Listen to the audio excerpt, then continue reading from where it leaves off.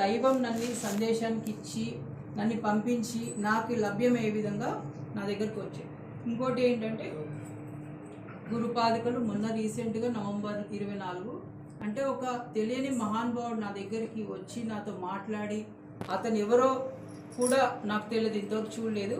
ఆయన ద్వారా నాకు అంటే అక్కడ ఉన్న గురుపాదికలు ఒకటి వచ్చేసి పాలరాతివి, ఇంకొక గురుపాదికలు చెక్కవు అనమాట.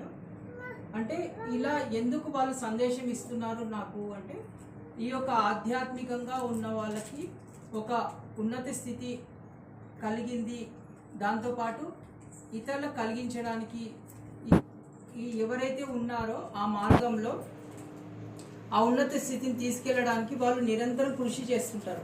కానీ మనకు తెలియాలి కదా అది.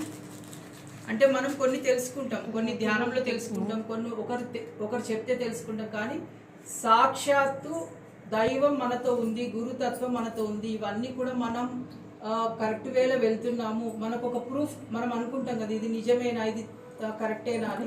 అలా ఇవన్నిటికీ వాళ్ళు సాక్షాత్ మీ కళ్ళెదురుగా అవి మీరే చూస్తారు, అవి వాళ్ళు నాకు అందించారనమాట. అంటే దాని ద్వారా మనం తెలుసుకొని మనం ఇంకా ముందుకెళ్ళడానికి, మనం ఇంకా సాధించడానికి ఇవన్నీ నాకు వాళ్ళు ఇచ్చారనమాట. అది ఇప్పుడు మనం వాటికి ఒక్కొక్క నిదానంగా మనం మంచిగా ప్రశాంతంగా అభిషేకం చేసుకుందాం.